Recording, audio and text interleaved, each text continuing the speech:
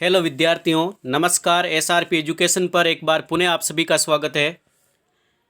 आज के इस वीडियो में मॉडल प्रश्न पत्र हल किया जा रहा है प्रारंभिक शिक्षा पूर्णता प्रमाण पत्र परीक्षा 2022 के लिए कक्षा 8 के लिए विषय हिंदी।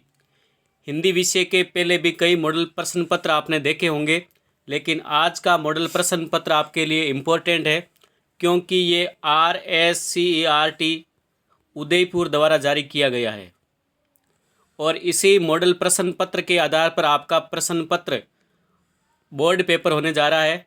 तो आप वीडियो को स्किप ना करें, पूरा वीडियो देखें। इसी तरह का आपका प्रश्न पत्र होने वाला है। चलिए, आपको वीडियो को शुरू करने से पहले बता दें कि RSCERT उदयपुर द्वारा जारी किए गए मॉडल प्रश्न पत्र आज ही जारी किए गए हैं। पहले के जो भी मॉडल प्रश्न पत्र है जो आपको भ्रमित करने के लिए है, और ये मॉडल प्रश्न पत्र ब्लूप्रिंट पर आधारित है राजस्थान बोर्ड के लिए कक्षा 8 के लिए। वीडियो को शुरू करने से पहले आपसे रिक्वेस्ट है, यदि आप चैनल पर पहली बार हैं तो चैनल को सब्सक्राइब भी जरूर कर लें। पहला प्रश्न, अभी ने होगा मेरा अंत पंक्ति में किस ऋतु के लिए कहा गया है?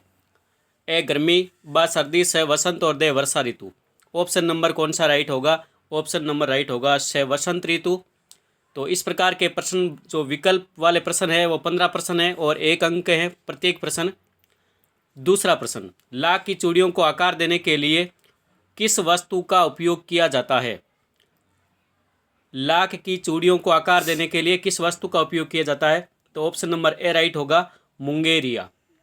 अगला प्रश्न है, अमृत शब्द का विपरीत शब्द क्या है? अमृत शब्द का विलोम शब्द आपको बताना है 4 ऑप्शनों में से। तो ऑप्शन नंबर बी राइट होगा, अमृत का विलोम शब्द होगा विष। 4 नंबर है, प्रत्युष शब्द का समानार्थी शब्द चुन करके लिखिए। प्रत्युष शब्द का समानार्थी शब्द है प्रातःकाल। बदलू को किस बात से चिढ़ती? 5वां प्रश्न है, बदलू को किस बात से चिढ़ती? कांच की चूड़ियों से। ऑप्शन नंबर बी राइट होगा। अगला है, बस तो फर्स्ट क्लास है वाक्य में विशेषण पद कौन सा है? ए, ब और से और दे। तो छठा प्रश्न आप सभी विद्यार्थियों के लिए है, आप कमेंट करके बता सकते हैं। बस तो फर्स्ट क्लास है, इन 4 ऑप्शनों में से विशेषण पद कौन सा है? विशेषण पद किसे कहते हैं? जो पद संज्ञा अथवा सर्वनाम की विशेषता प्रकट करे वो विशेषण पद होता है। तो आपको कमेंट में लिखना है 6 नंबर, ऑप्शन नंबर कौन सा राइट है वो आगे लिखना है, ए, बी, सी या डी। अगला प्रश्न है 7 नंबर, हम भीख मंगों की खाली जगह स्वच्छंद लुटाकर प्यार चले कविता की पंक्ति को पूरा कीजिए। ये 7वां नंबर है। तो हम भीख मंगों की दुनिया में, ऑप्शन नंबर दे इस रिक्त स्थान में आएगा, हम भीख मंगों की दुनिया में स्वच्छंद लुटा कर प्यार चले। अगला है, चिट्ठियों की अनूठी दुनिया पाठ के आधार पर तमिल में चिट्ठियों को क्या कहा जाता है? तो ऑप्शन नंबर राइट होगा हमारा दे काडिद। अगला है 9वां प्रश्न, रविंद्र शब्द का सही संधि विच्छेद क्या होगा? रवि, धन, इंद्र। ऑप्शन नंबर बे राइट होगा। 10वां है, 2 शब्दों के मिलने से क्या बनता है? 2 शब्दों के मिलने से समास बनता है। ऑप्शन नंबर ए राइट होगा। अगला प्रश्न है, चिड़िया की चोंच में क्या दबा हुआ था? ऑप्शन नंबर बे राइट होगा, तिनका। अगला प्रश्न है प्रश्न क्रमांक 12, जहां पर मुर्गियों को रखा जाता है उसे क्या कहते हैं? ऑप्शन नंबर से राइट होगा, दड़बा। अगला प्रश्न है, नैनन के जल सो पग धोए पंक्ति में किसने पैर धोए? तो श्री कृष्ण ने सुदामा के पैर धोए। बाय ऑप्शन राइट होगा। अगला है, पुडुकोट्टई किस राज्य का जिला है? तो ये तमिलनाडु का है। अगला है, गवरैया की टोपी में कितने फुदने थे? तो ऑप्शन नंबर बे राइट है, 5। प्रश्न क्रमांक 2, नीचे दी गई पंक्तियों की सही पूर्ति सही शब्द चुन करके करनी है। खाली जगह आपको भरनी है, पाठ के जो पंक्तियां हैं वो आपको याद होनी चाहिए। तो पहला ही जो आपको मंजूषा में दिए गए पद दिखाई दे रहे हैं, पोट्री, दुपट्टी, अंत, प्रत्युष, धाम और विवाहिन और स्वपन, ये सभी शब्द आपको रिक्त स्थान में भरने हैं। तो नंबर 1 ले रहे हैं, अभी ने होगा मेरा अंत। पहली खाली जगह में आएगा अंत। दूसरा, मैं ही अपना स्वपन मृदुल कर, तो दूसरे रिक्त स्थान में आएगा स्वपन। तीसरा है, जगह एक प्रत्युष मनोहर, तो तीसरे रिक्त स्थान में आएगा प्रत्युष। 4 नंबर है, धोती फटी सी लटी दुपट्टी। अगला है, पूछत दीन दयाल को धाम, खाली जगह में आएगा धाम। अगला है, ऐसे बेहाल ऐसे बेहाल बिवाइन सो पग कंटक जाल पगे लगे पुनि जोय। और लास्ट है कांख में चापी रहे तुम, तो रिक्त स्थान में आएगा पोट्री, कांख में चापी रहे तुम। अगला प्रश्न है सही और गलत का निशान लगाइए। कौन सा वाक्य सही है, कौन सा गलत है? तो प्रश्न नंबर 3 का पहला है दोषों का पर्दाफाश करना बुरी बात नहीं है, तो ये बात सही है, ऑप्शन नंबर 1 है वो राइट है। दूसरा है भारतवर्ष सदा कानून को धर्म नहीं मानता, तो ये गलत का चिन्ह है, गलत वाक्य है। तीसरा है ईमानदारी को मूर्खता का पर्याय समझा जाने लगा, ये सही है। 4 नंबर है सांप मन ही मन बाज की मूर्खता पर दुखी था, ये गलत है। 5 नंबर है आदमी तो लिबास से फकत लाज ही नहीं ढकता है, तो ये भी सही है। 6 कपड़ा बुनने वाले को बुनकर कहा जाता है, ये भी राइट है। प्रश्न नंबर 4 नीचे दिए गए शब्दों के 2 पर्यायवाची लिखिए। चंद्रमा के पर्यायवाची होंगे जैसे इंदु, और आप लिख सकते हैं हिमांशु, विधु। पुष्प के पर्यायवाची सुमन, कुसुम, प्रसून। और भ्रमर के लिख सकते हैं भंवरा, मधुकर, मधुप। सूर्य का आप लिख सकते हैं रवि, रवि, दिनकर, भानु, भास्कर। इस प्रकार आप पर्यायवाची लिख सकते हैं। 5 नंबर है मिलान कीजिए। हम दीवानों की आगे जुड़ेगा, मिलान करना है क्या हस्ती, हम दीवानों की क्या हस्ती। दूसरा होगा मस्ती का आलम साथ चला। आए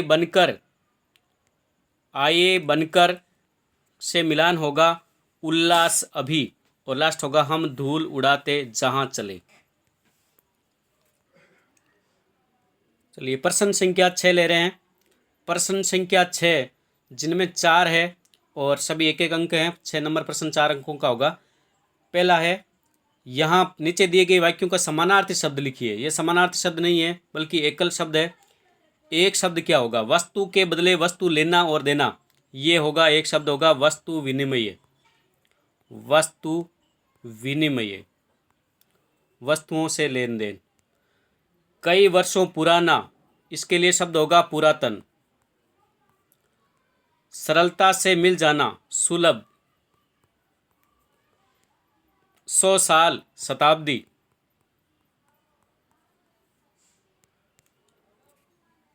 प्रश्न नंबर 7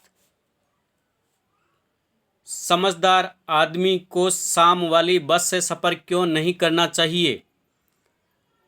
समझदार व्यक्ति को शाम वाली बस से सफर नहीं करना चाहिए क्योंकि बसों का कोई भरोसा नहीं होता कि कब और कहाँ रुक जाए। शाम के बाद रात रास्ते में कहाँ बितानी पड़े कुछ पता नहीं रहता, इसलिए समझदार व्यक्ति को शाम वाली बस से यात्रा नहीं करनी चाहिए। प्रश्न नंबर 8 आपको कौन सी ऋतु सबसे अच्छी लगती है और क्यों?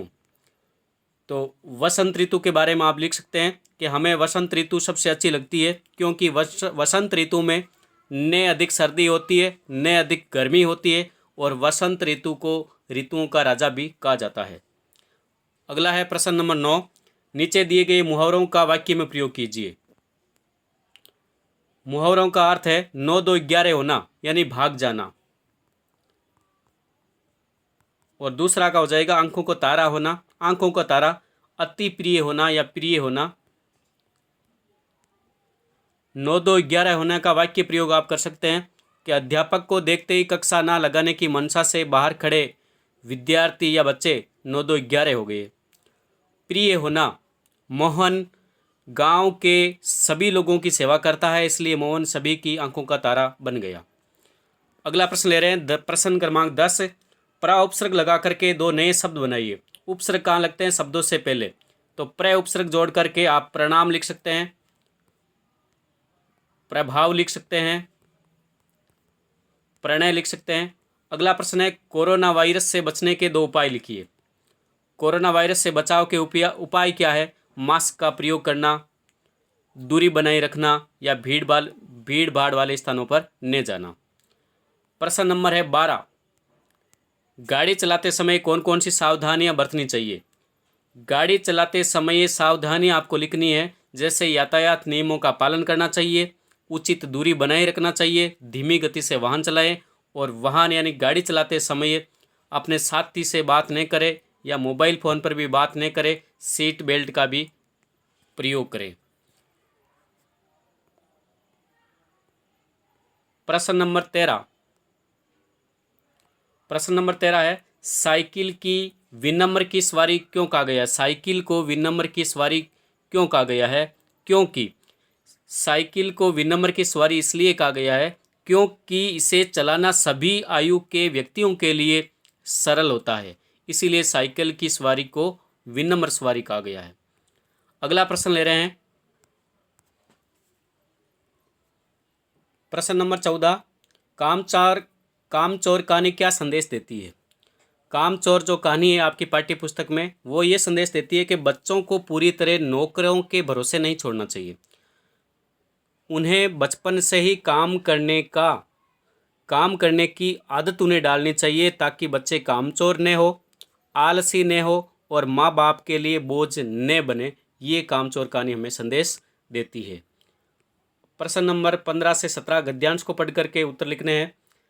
गद्यांश है, पर्वत की अंधेरी घाटियों में एक नदी भी बहती थी।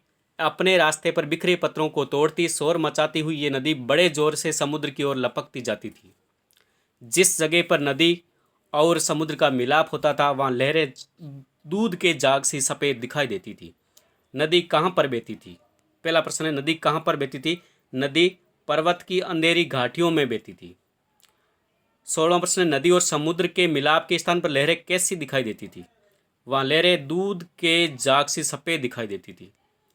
17वां प्रश्न है, शोर मचाना शब्द का अर्थ बताइए। शोर मचाना शब्द का अर्थ यहाँ है नदी का कल कल की ध्वनि करना। प्रश्न नंबर है 18। नीचे दिए गए पद्यांश पंक्तियों का भावार्थ लिखिए। शीश पगा ने जंगा तन में, प्रभु जाने को आही बसे के ही ग्रामा। धोती फटी सी लटी दुपट्टी, अहू पाई उपा न को नहीं सामा। द्वार खड़ो द्विज दुर्बल, एक रिहो चकिंसो बसुधा अभिरामा। और एक लाइन और है, पूछत दीन दयाल को धाम, बतावत आपनो नाम सुदामा। इस पद्यांश का भावार्थ आपको हिंदी भाषा में लिखना है। द्वारपाल ने जो सुदामा चरित पाठ है उसमें है, द्वारपाल ने राजभवन में जाकर के श्री कृष्ण को सुदामा के आने की सूचना दी थी और उसने कहा कि द्वार पर एक ऐसा व्यक्ति खड़ा है और उसके बारे में वर्णन किया कि व्यक्ति कैसा है, जिस पर सिर पर पगड़ी और शरीर पर वस्त्र नहीं है। न जाने कौन है और किस गांव का है, किस गांव का निवासी है, उसकी धोती कैसी है, उसकी धोती फटी पुरानी है, दुपट्टा फट्टा पुराना है और पैरों में जूतों तक पहनने की सामर्थ्य नहीं है। ऐसा दुर्बल शरीर वाला वह ब्राह्मण द्वार पर खड़ा द्वारका के भवन को चकित होकर के देख रहा है और वह आपका पता पूछ रहा है और अपना नाम सुदामा बता रहा है। प्रश्न नंबर 19 है, 19 और 20 किसी एक शीर्षक पर आपको एक कहानी लिखनी है। जैसे पहला है, मेहनत का फल मीठा होता है, और अथवा में भी दिया है जैसे को तैसा। तो किसी एक शीर्षक पर आपको कहानी लिखनी है। और 20वां प्रश्न है, स्वयं को दीपिका मानकर अपने प्रधानाध्यापक को आवश्यक कार्य हेतु 3 दिवस का अवकाश हेतु प्रार्थना पत्र लिखिए, या आप वार्षिकोत्सव पर पात्रों का चयन करते हुए वार्तालाप लिखिए। तो आपके लिए ये प्रार्थना पत्र भी सही रहेगा और प्रार्थना पत्र आप लिख सकते हैं। आगे है प्रश्न क्रमांक 21, किसी एक पर निबंध लिखें। हमारा विद्यालय या किसी यात्रा का दृश्य स्वच्छ भारत अभियान पर। धन्यवाद विद्यार्थियों। कक्षा 8 के विद्यार्थियों के लिए हमने हिंदी भाषा का और संस्कृत भाषा का प्रश्न पत्र, मॉडल प्रश्न पत्र उदयपुर द्वारा जो जारी किया गया है RSCERT द्वारा, उसे हल किया है। आपसे एक बार पुनः रिक्वेस्ट है, आप चैनल पर पहली बार हैं तो चैनल को सब्सक्राइब करें। धन्यवाद।